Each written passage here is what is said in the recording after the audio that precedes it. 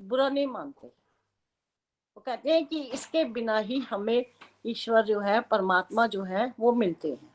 समझ में आया? जी हाँ। अब मैं तुम्हें समझा रही थी राम काव्य, राम भक्ति शाखा भी लिख देते हैं, राम भक्ति काव्य भी लिखते हैं, ठीक है। तो राम भक्त जो है वो कल मैं समन्वय की बात कर रही थी, है ना। समन्वय से आपने क्या समझा था कल? मैम इक्वालिटी की, किसी में भेदभाव नहीं करते। वो उन्होंने कहा कि समाज में सब समान है, कोई छोटा बड़ा ऊंच नीच कुछ नहीं होता इसमें। तो उन्होंने कहा, तुलसीदास ने, कि जो समन्वय की भावना तभी हो सकती है जब हम लोकोन्मुख हो। लोकोन्मुख समझते हो? जब हमारा काव्य लोक की तरफ हो, लोगों की तरफ हो। लोक मंगल की कामना। हाँ, लोक मंगल ना बोलकर हम उसे बोलते हैं लोक मंगल, लोक मंगल की कामना।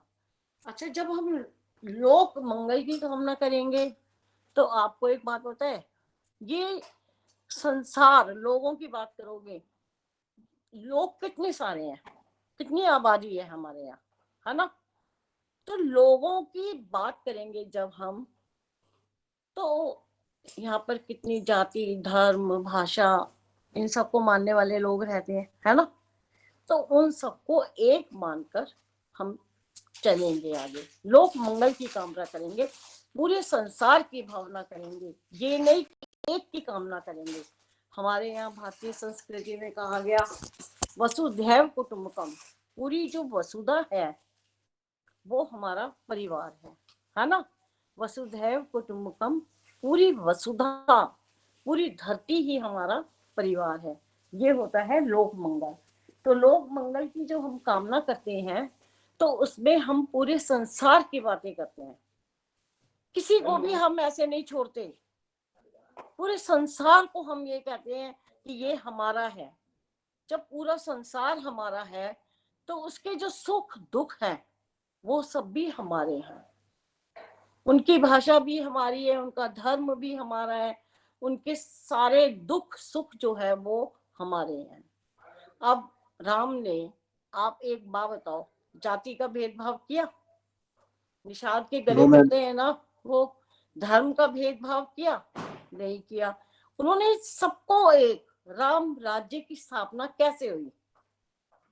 जब आप सबको एक समान मानोगे, है ना, जब सारे राज्य में सब लोग एक सूत्र में बंधे होंगे, तब होती है राम राज्य की कल्पना। राम राज्य तब बनता है ना, जब किसी का भी दुख जो है वो उसी का ना रहकर सबका बन जाता है, एक का सुख नहीं सबका सुख समान होता है, तब राम राज्य की कल्पना होती है। तो तुलसी का जो साहित्य है, जो राम साहित्य है, वो लोकोन्मुख है, ठीक है, लोकोन्मुख। या अगर आप नहीं लिख पाओ तो लिख देना लोक उन्मुख है, लोगों की तरफ है। समझ में आ गया आपको? Yes ma'am. तो राम काव्य में उनकी जो सामाजिक चेतना है, समाज के प्रति जो उनकी सोच है,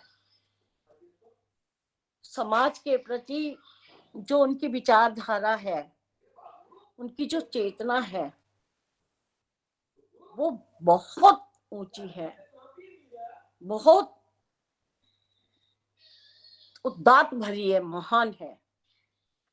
पूरे समाज के अंदर उन्होंने सबको एक सूत्र में बांधने का काम किया। उन्होंने कहा कि जो पूरा समाज है वो हमारा है, हमारा अपना है, हम इससे अलग नहीं हैं। जो धर्म जाति संप्रदाय इसका कोई भेदभाव उन्होंने नहीं माना। उन्होंने कहा जो सारा समाज है वो हमारा है, इसीलिए तुलसी ने राम के संपूर्ण जीवन, राम का जो संपूर्ण जीवन है, जन्म से लेकर सरयू नदी तक जाने का, उसके माध्यम से उन्होंने उनके जीवन के विभिन्न पक्षों का वर्णन किया। देखो, उसमें उनका जन्म भी हुआ है, सारा मैंने बताया था, अंत तक विवाह भी आया, राम रावण का प्रसंग भी आया, कितना सारे प्रसंग आए उसमें, कितने वध भी आए उसके अंदर, है ना। तो उन्होंने उनके पूरे जीवन का बिल्कुल विस्तार के साथ विभिन्न पक्षों का वर्णन किया। राम के लोक मंगलकारी रूप की उन्होंने प्रतिष्ठा की। समझ में आ रहा है? आप बीच बीच में बोलते रहिए। हाँ जी मैम, आ रहा है। राम के लोक Yes, ma'am. मंगलकारी रूप की उन्होंने प्रतिष्ठा की। और सबसे बड़ा क्या है, जो मैंने कल भी बताया था, कि उन्होंने आदर्शों की स्थापना की। वैयक्तिक जीवन में प्रत्येक व्यक्ति के क्या क्या कर्तव्य होते हैं, वो उन्होंने अलग अलग बताया। राम के परिवार को देखो आप, राम एक पुत्र के रूप में, है ना, शिष्य के रूप में, भाई भाई के रूप में, माँ बेटे के रूप में, पति पत्नी के रूप में, राजा और प्रजा के रूप में, हर रूप में उनका जो वैयक्तिक चरित्र है वो बहुत महान है। पता है आपको कि राम ने जब सीता को निष्कासित किया राज्य से, तो क्या राम को पता नहीं था कि ये जो सीता है वो बिल्कुल पवित्र है? बताओ, पता था? यस, पता था। तो फिर क्यों निकाला उन्होंने?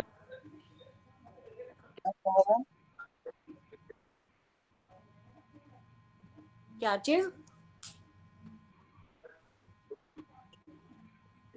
हाँ, क्योंकि प्रजा चाहती थी, प्रजा को के बीच में विद्रोह ना हो जाए, प्रजा वैसे ही ना करने लगे जैसे धोबी वाला उन्होंने प्रसंग दिया। प्रजा के बीच में इस तरह की जो भावना फैल गई तो अराजकता फैल जाएगी, विद्रोह हो जाएगा कि राजा राम जो मर्जी कर सकते हैं, साधारण जनता नहीं कर सकती। तो उनको पता था सब।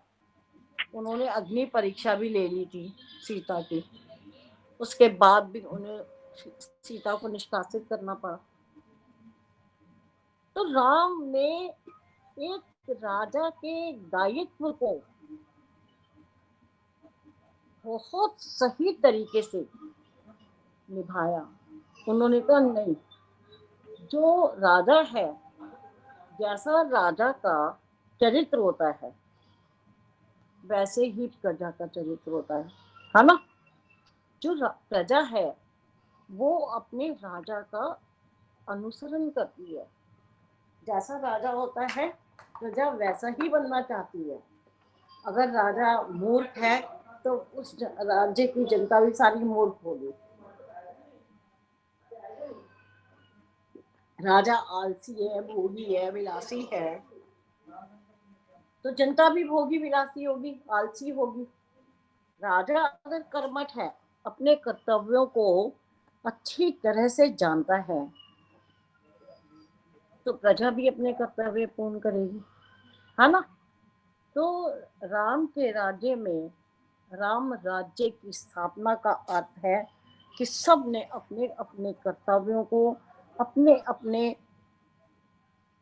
कामों को, अपने अपने दायित्वों को वैयक्तिक रूप में बहुत सही तरीके से निभाया। अपने आदर्शों के प्रति सबकी आस्था बहुत प्रबल थी।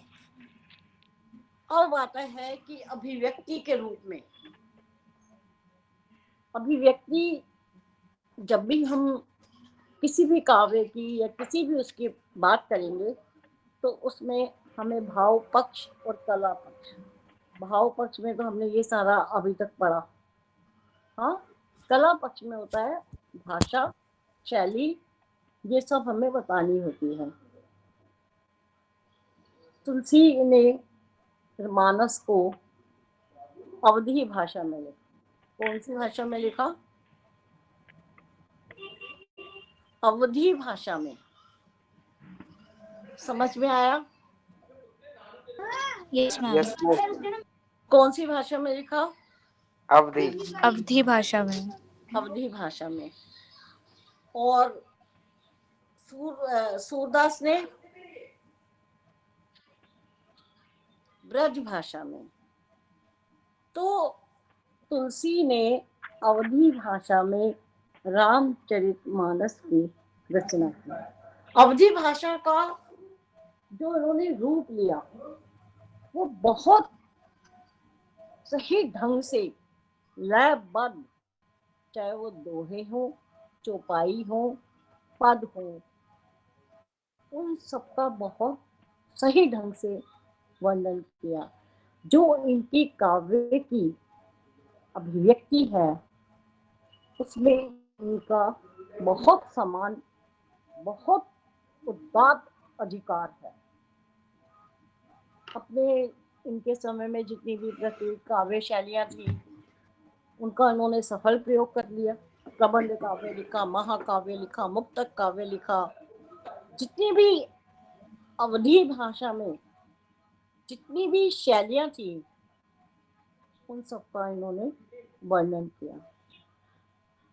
तुलसी के अतिरिक्त राम काव्य लिखने वालों में अग्रदास, नाभादास, प्राणचंद चौहान और भी कवि हैं, लेकिन सबका महत्व, सबका काम, संपूर्ण भक्ति काव्य का महत्व, उनकी धार्मिकता, उनका लोक जीवन, उन सबकी मानवीय अनुभूतियों का उन्होंने बहुत सुंदर ढंग से वर्णन किया। और यही कारण है कि भक्ति काल को स्वर्ण युग कहते हैं। समझ में आया? यस मैम सूरदास ने किस में लिखा था? ब्रज भाषा में। ब्रज भाषा में। भक्ति काल को स्वर्ण युग क्यों कहते हैं? ये प्रश्न भी आता है कि भक्ति काल को हम स्वर्ण युग क्यों कहते हैं? क्योंकि उसमें मतलब सभी धर्मों के बारे में सभी लिखा धर्मों गया के बारे में नहीं कहा, राम के बारे में कहा है। हाँ सॉरी, मतलब राम के बारे में पूरा वर्णन किया गया था।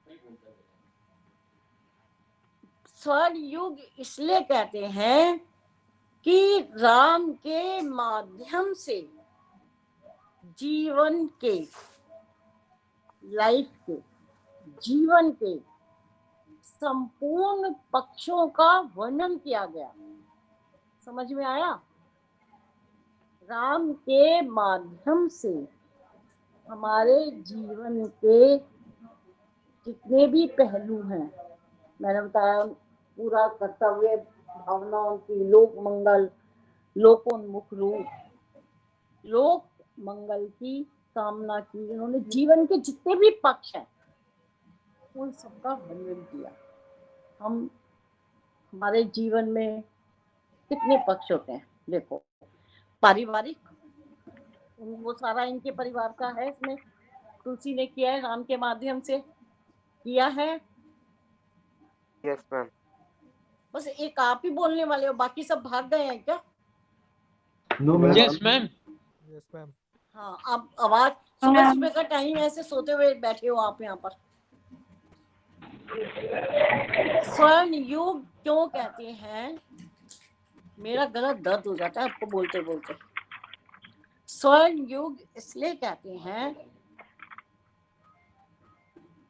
स्वर्ण युग इसलिए कहते हैं कि जीवन के, हमारे जीवन में क्या होता है, हम जन्म लेते हैं और फिर हम मृत्यु को प्राप्त हो जाते हैं। पूरा अपना जीवन हमने जिया, जन्म लिया, जीवन जिया और फिर हम मृत्यु। तो राम का जन्म हुआ और उसके बाद वो सरयू नदी में जाके विलीन हो गए। जो भी मनुष्य रूप में आएगा, चाहे वो अवतार ही क्यों ना हो, जो मनुष्य रूप में आ गया उसकी मृत्यु अवश्यंभावी है, उसकी मृत्यु होगी ही होगी। समझ रहे हो? Yes ma'am. समझ में आया? Yes ma'am. तो स्वर्ण युग इसीलिए कहते हैं कि जीवन का सभी पक्षों का उन्होंने वर्णन किया इतने विस्तार के साथ। कितना मोटा है रामचरितमानस, पूरे जीवन का वर्णन है उसमें। देखो, पारिवारिक, पूरे परिवार है राम का, राम के सभी रूपों का वर्णन किया, पिता पुत्र बताया ना मैंने अभी, भाई भाई, हाँ, राजा हाँ जी मैम। प्रजा, सारा वो आता है। ये तो हो गया पारिवारिक रूप। फिर आता है सामाजिक रूप। परिवार मिलके क्या बनाते हैं? समाज। समझ रहे हो ना? पहला हाँ होता जी है मैम। परिवार, फिर होता है समाज। समाज, खूब सारे परिवार मिलके समाज बनाते हैं। तो सामाजिक रूप में वो एक अच्छे राजा है। उन्होंने ऐसे कर्तव्यों की, ऐसे नियमों की स्थापना की कि जो सबके लिए समान है ना। वो रात को वेश बदल कर प्रजा का के बीच में घूमते थे, है ना। प्रजा अगर खुश है तो राजा खुश है, प्रजा खुश नहीं है तो कोई खुश नहीं है। फिर आता है हमारा पहला पारिवारिक रूप, सामाजिक रूप, फिर आता है आर्थिक रूप, फाइनेंशियली। आर्थिक रूप में सबको समान वो था, कोई छोटा बड़ा नहीं था, है ना। कोई ऐसे गरीबी नहीं थी कि खाने के लिए नहीं था, कोई भूखा मर रहा है, ऐसा कुछ नहीं था। अगर ऐसा होता तो हम ये नहीं कहते कि राम राज्य की यहाँ पर स्थापना हुई है। राम राज्य की स्थापना हुई है तभी जब सब समान थे। राजनीतिक उससे देखो, राम ने त्याग किया राज्य का तो भरत ने भी नहीं स्वीकार किया, है ना। तो जो राजनीतिक स्थिति थी उस समय की, उसमें कोई भी अराजकता, आतंक नहीं था। बहुत शांत राज्य था। कोई राज्य में विद्रोह नहीं था, कोई उत्पात नहीं था, कोई लड़ाई झगड़े नहीं थे। तो ये इतने सारे जो रूप हैं उसमें उन्होंने सभी रूपों में आदर्श की स्थापना की। एक आदर्श व्यक्ति जो होता है वो सभी क्षेत्रों में अपने कर्तव्य का पालन करता है। कहीं भी वो ये नहीं देखता कि कोई कमी तो नहीं रह गई, कहीं मेरी वजह से कोई दुखी तो नहीं है। समझ में आ रहा है? Yes ma'am. Yes ma'am. तो वो राजा जो होता है वो सबसे सफल राजा होता है। आप आज किसको सफल राजा मानते हो?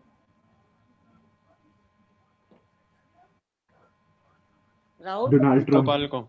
हाँ, नरेंद्र मोदी। हाँ, डोनाल्ड ट्रंप। अच्छा, राहुल ट्रम्प गांधी। को मानते हो। अब तो है ही नहीं ट्रम्प। मनमोहन सिंह। मोहन अरे सिंह को राहुल मानते गांधी। हो? सोनिया गांधी। चलो ठीक है, और तुम्हारी अपनी अपनी सोच है, ठीक है ना। हम किसी की सोच को नहीं बदल सकते। सब कुछ बदल सकते हैं, लेकिन आदमी की सोच ही नहीं बदली जा सकती। दीवार मूवमेंट। हाँ, क्या कह रहे हो आप? तो ये राम काव्य था जो आदर्श था, मर्यादित था, लोक मंगलकारी था, लोकोन्मुख था, आदर्श था, मर्यादित था। इसमें बहुत सारी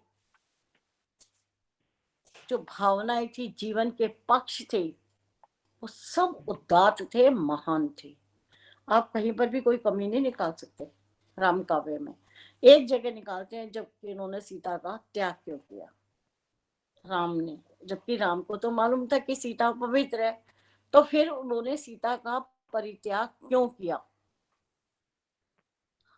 कहते हैं ना यही कि राम यस जब सब कुछ, राम तो भगवान थे ना। लेकिन आपको एक बात बताऊं, जब भगवान विष्णु अवतार रूप में आते हैं तो वो भगवान का रूप नहीं धारण कर सकते। उस समय वो जो मानव के रूप में आते हैं, मनुष्य के रूप में आते हैं, उनको सारी लीला जो एक मनुष्य को सुख दुख संघर्ष होते हैं, वो सब उनको करने पड़ते हैं।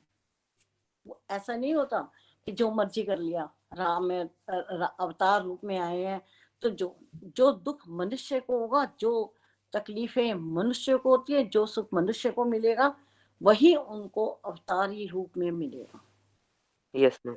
अवतार बनकर आए हैं तो ये नहीं कि वो महान हो गए, वो नीचे भी भगवान बन के रहेंगे।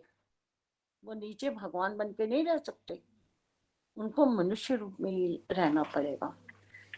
जो सुख दुख मनुष्य को होते हैं वही उनको भी होते हैं, तो वो सब उनको सहने पड़ते हैं। वो चाहते तो राम और रावण का युद्ध एक दिन में खत्म हो जाता, एक पल में ही हो जाता। राम तो भगवान थे, एक सेकंड में मार मूर के अलग करते सबको, हो गया, चलो युद्ध समाप्त। राम की तरफ की तो कोई हानि होती ही नहीं, सारे राक्षसों का वध करते हैं और पुष्पक विमान में बैठ के आ जाते हैं अयोध्या। ऐसा नहीं हुआ ना, उनको भी कितने लोगों का सहारा लेना पड़ा। जब सीता जी अशोक वाटिका में थी, क्या उनको नहीं पता था कि वो कहाँ पर है? हनुमान देखने के लिए किस किस को भेजा उन्होंने? हनुमान को भेजा, फिर हनुमान ने आके बताया, फिर उस पे लंका पे सेतु की स्थापना हुई, सब कुछ हुआ ना उसमें। Yes ma'am. मनुष्य की तरह उन्होंने अपना सारा व्यवहार किया।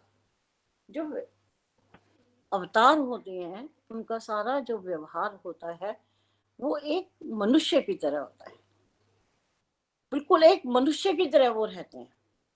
कहीं पर भी उनका दिव्य रूप, ये भव्य रूप, ये सब नहीं दिखाई देता। अगर भव्य रूप है तो उनका मानव रूप है, मानव के रूप में वो भव्य हैं, नहीं तो भगवान के रूप में उन्होंने कहीं अपने आप को चित्रित नहीं किया, प्रदर्शित नहीं किया। ठीक है, अवतारवाद ठीक समझ में आया? Yes ma'am. Yes ma'am. अब हमें करना है, आप यस मैम। मुझे बताओ कि जो राम काव्य है वो क्या होता है, राम काव्य की विशेषताएं अब आप मुझे बताएंगे। कल से हम बार बार करे जा रहे हैं, पिछले क्लास से तीसरा दिन है आज। राम काव्य, राम काव्य, राम काव्य, क्या है राम काव्य?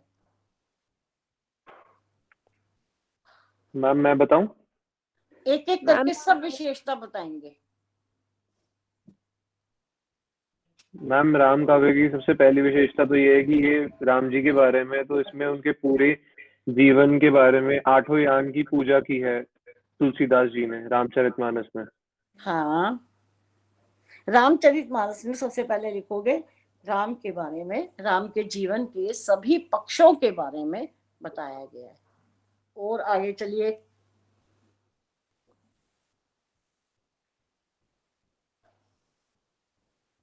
दूसरा कौन बताएगा? मैम एक और मैं बताता हूँ मैम, एक मिनट मैम। ऋतिक हो ना तुम? Yes ma'am. मैम राव का काव्य में राम का स्वरूप बहुत अच्छे तरह से बताया गया है, बहुत ही अच्छे तरीके से बताया गया है। और इसके अंदर राम जी का आदर्श चित्र बताया गया, आदर्श रूप। आदर्श चरित्र मैम, हाँ, ऐसे आदर्श आदर्श। रूप या आदर्श चरित्र। Yes ma'am. मैम हाँ, अंदर मैम राम फिर हम लोगों को पुरुषोत्तम पुरुषोत्तम राम राम की बताया गया है। मर्यादाएं बताई गई है, जिसमें हाँ, उन्होंने कि जो राम का भाई चरित्र पुत्र। था, हम उसको ऐसे नहीं लिखेंगे मर्यादा बताई गई है, कि जो राम का चरित्र था वो मर्यादित था। फिर यस मर्यादा मैम। कैसे थी वो आप बताओगे, है ना? Yes ma'am. उन्होंने मतलब अपने कर्तव्य भाई पुत्र और मतलब सभी रूपों में अच्छे हाँ, से निभाया था। जितने भी परिवार में संबंध होते हैं उन सभी संबंधों को का उन्होंने सही ढंग से निर्वाह किया, है ना? Yes ma'am. चाहे वो यस अपने घर में है, चाहे सीता के घर में है, चाहे कहीं पर भी है, उन्होंने उन सब का जो निर्वाह था वो बहुत अच्छे ढंग से किया। एक आदर्श राजा के अंदर जो जो गुण होने चाहिए वो सब उनके अंदर थी। अब आगे बताओ, और बताओ। मैम ये जो राम काव्य मतलब ये सभी के लिए है, मतलब हर एक जन जीवन के लिए है ये। हाँ, क्योंकि मतलब मैम इसकी जो बनावट है वो मतलब इसकी जो बनावट नहीं, रचना हुई है यहाँ वो पर लोक रक्षा के लिए हुई है। हम यहाँ पर बनावट का नहीं प्रयोग करेंगे, हम करेंगे ये इसका जो भी रूप है। Yes ma'am.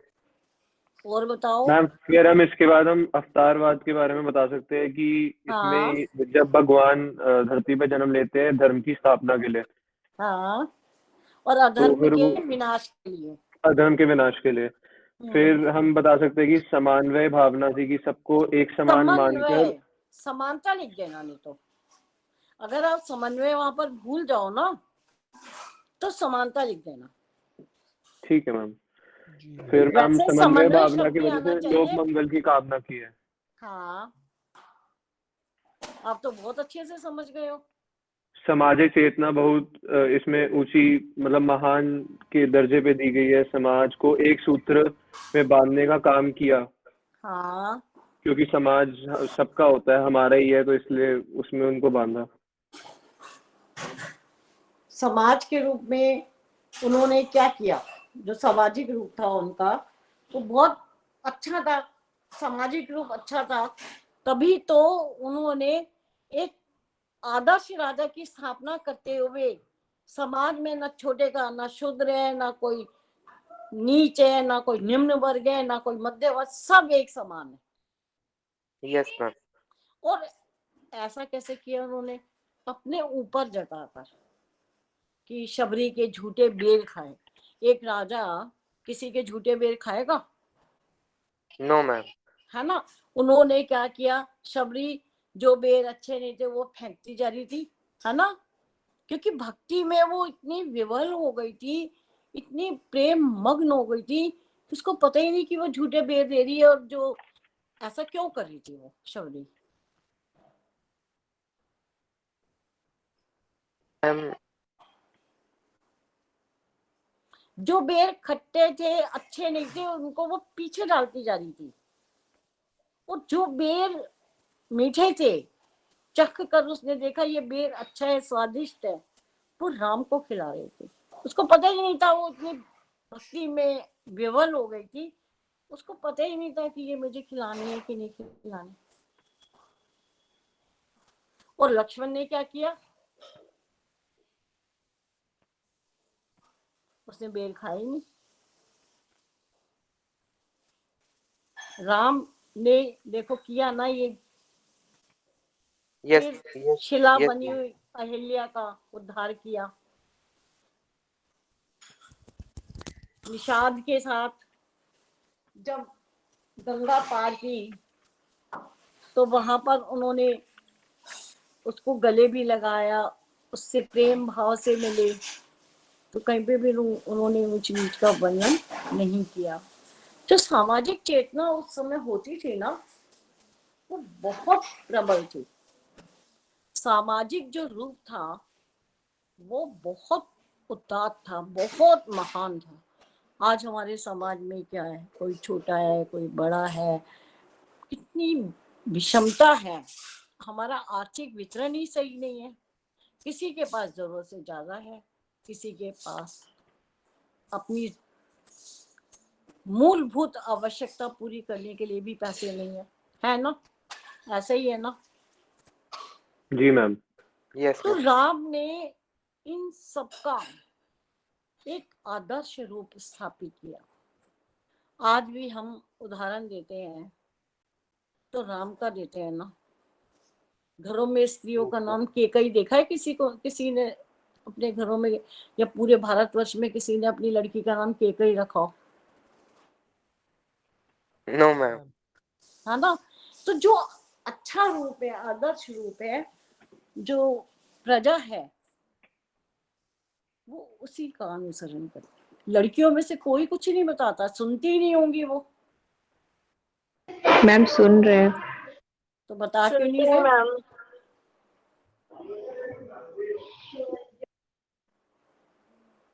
अच्छा, अब एक बात बताओ, राम काव्य आपको बहुत अच्छे से समझ में आया है? Yes ma'am. राम काव्य के बारे में अच्छा मान लो अगर आपको आता है, भक्ति काल की विशेषताएं बताओ, तो क्या करोगे? बहुत अच्छा काल था वो। नहीं, भक्ति, वो तो ये भी प्रश्न पूछ सकते हैं ना कि भक्ति काल को स्वर्ण युग क्यों कहते हैं। अगर राम काव्य के भक्ति काल के बारे में पूछा जाए तो आपको राम काव्य, कृष्ण काव्य, संत काव्य, सूफी काव्य, सबके बारे में बताना पड़ेगा, क्योंकि भक्ति काल में तो चारों आते हैं काव्य, है ना? हाँ जी मैम। और अगर राम काव्य में पूछा जाए राम काव्य के बारे में, तो आप राम काव्य के बारे में बताओगे। तो और मैम जब जैसे मान लो कि भक्ति काल के बारे में पूछेंगे तो हमें सबके बारे में थोड़ा थोड़ा बताना होगा, बट जैसे अगर हाँ, स्पेसिफिकली राम काव्य के बारे में पूछा होगा तो हमें प्रॉपर ढंग से ब्रीफ करना होगा। फिर हमें राम काव्य के बारे में ही बताना है। और मान लो आपको प्रश्न तो ये आएगा ही आएगा कि भक्ति काल को स्वर्ण युग क्यों कहते हैं, तो पूरा भक्ति काल आएगा इसमें। आप देखो ना, इसमें जीवन की कितनी धाराएं बही है, राम काव्य की, कृष्ण काव्य की, संत काव्य, ज्ञान का अथाह भंडार है इसके अंदर। भक्ति काल में गुरु नानक जी ने कितना सुंदर कहा है। उनकी साखियां, उनके दोहे, उनकी कुंडलियां कितनी महान हैं। आप उनकी उलट बासी अर्थ भी नहीं निकाल सकते, हम समझ भी नहीं सकते क्या है। मीराबाई, संत रैदास, दादू,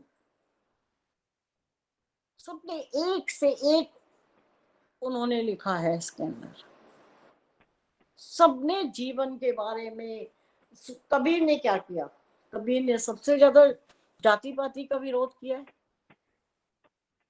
जो हाँ जी। कबीर संत काव्य करेंगे तो तब मैं बताऊंगी। हाँ, तो भक्ति काल को इसीलिए स्वर्ण युग कहते हैं कि जीवन का कोई भी पक्ष, कोई भी पहलू अछूता नहीं रहा था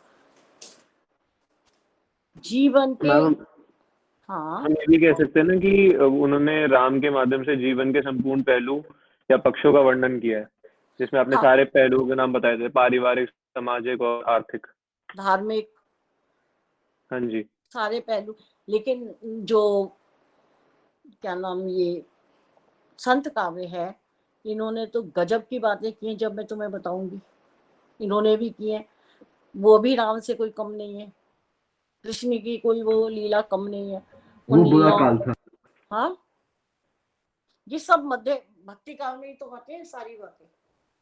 तो इतना विशाल काव्य भक्ति काल के अंतर्गत हमें मिलता है। इतना भंडार भरा पड़ा है ज्ञान का। सूफी काव्य के माध्यम से, प्रेम की के माध्यम से ईश्वर को कैसे प्राप्त किया जा सकता है, उसका वर्णन। तो भक्ति काल है ही गोल्डन पीरियड, पूरा स्वर्ण युग है। अगर हम हिंदी साहित्य के इतिहास में से, समझ रहे हो, भक्ति काल को निकाल देते हैं और आदिकाल, रीतिकाल और आधुनिक काल को रखते हैं, तो इतिहास पूरा होता ही नहीं है। इस इतिहास में कोई ऐसी बात होगी नहीं जिसका उदाहरण दिया जा सके। इतिहास प्राण रहित हो जाएगा, इतिहास को उठाने का मन भी नहीं करेगा। आज भक्ति काल की वजह से सच पूछो तो भक्ति काल ने इतिहास को गरिमा दी है। भक्ति काल ने इतिहास को एक गौरवान्वित किया है, इतिहास को बहुत ऊंचे शिखर पर पहुंचाया है। उस काल में ज्ञान की धारा बह रही है, भक्ति की धारा बह रही है, प्रेम की धारा बह रही है, कर्तव्यों की धारा बह रही है। उस काल में क्या नहीं है? पूरा काव्य भक्ति काल का एक महान दस्तावेज है, जिसमें कोई भी मार्ग, कोई भी चीज छूटी नहीं है। इतना महान काव्य है भक्ति काव्य। आया समझ जी में? मैम। यस जी मैम। तो इसीलिए इस काल को हम ये समझ लो, भक्ति काल मील का पत्थर है। सारे, जैसे हम एक भवन बनाते हैं तो भवन में महत्वपूर्ण क्या होता है, बताइए? मैम, उसकी नींव, उसकी नींव होती है। तो ये इतिहास की नींव है भक्ति काल, मील का पत्थर है। जब आप कहीं जाते हो हाईवे पर, तो आपको एक छोटे छोटे उस पर लिखा हुआ मिलता है ना, आप ये इतनी जगह, इतनी दूर, इतनी दूर, है ना? यस मैम, अब दिल्ली इतनी दूर है, इतनी दूर है। तो क्या होता है, आपका मार्गदर्शन होता है ना? वैसे ही जो भक्ति काल है वो मील का पत्थर है, भवन की नींव है। इसके बिना इतिहास अधूरा है। यदि इतिहास को किसी ने गौरव दिया है तो वो भक्ति काल ने दिया है। जीवन के सभी पक्षों का इसके अंदर वर्णन मिलता है। आज आपके जीवन में कोई भी समस्या आती है, आप भक्ति काल पढ़ो, आपको अपने जीवन की हर समस्या मिल जाएगी। राम काव्य से ही मिल जाएगी। मान लो भाई भाई में झगड़ा होता है, जैसा कि आजकल होता ही है, पारिवारिक विघटन हो रहे हैं ना, परिवार टूट रहे हैं ना, न्यूक्लियर फैमिली बन रही है। आप उठाओ राम काव्य पढ़ो, राम के जीवन में कैसे भाई भाई से प्रेम होता है। आज तो भाई भाई एक दूसरे का कत्ल कर रहे हैं, है ना, जमीन जायदाद के लिए। वहां पर भरत ने राम के जाते ही, वो जमीन पे सोते थे, उन्होंने नीचे, जमीन के नीचे अपनी जगह बना ली, है ना। आज बच्चे क्या करते हैं, माता पिता को ओल्ड एज होम में भेज देते हैं। वहां देखो पिता और पुत्र के संबंध, परिवार के संबंध। पिता ने तो पुत्र वियोग में प्राणी त्याग दिए, दशरथ ने। तो अब हम एक आदर्श रूप अगर कहीं पर देखेंगे तो केवल हमें भक्ति काल में मिलेगा। काव्य सौंदर्य देखना है तो अब हम आगे बहुत सारे युगों में पढ़ेंगे, लेकिन भक्ति काल अपने आप में एक स्वर्णिम काल है, एक बेहद सुंदर काल है। आ गया समझ में? जी मैम। जी मैम। सबको आया ना अच्छे से? Yes ma'am. ऐसे धीरे क्यों बोल रहे हो? Yes, ma'am. अब हम कल करेंगे। कल तो नहीं क्लास है? कल नहीं गया क्लास मैम, कल नहीं है। तो परसों हम करेंगे कृष्ण काव्य, ठीक है? मैम Yes, मेरा एक क्वेश्चन है। हाँ जी। मैम जैसे आपने बताया कि सगुण रूप के अंदर जैसे राम काव्य और कृष्ण काव्य, तो जो सूफी और संत काव्य है वो निर्गुण रूप में नहीं आने चाहिए, क्योंकि वो प्रेम और ज्ञान से रिलेटेड है, तो उसमें वो तो मैंने बताया ही, सगुण में आता है, पहले ही बताया। सगुण में आता है राम भक्ति काव्य, कृष्ण भक्ति काव्य, और निर्गुण में आता है संत काव्य। पहले ही बता ठीक है चुकी मैम। हूँ मैं। ठीक है मैम।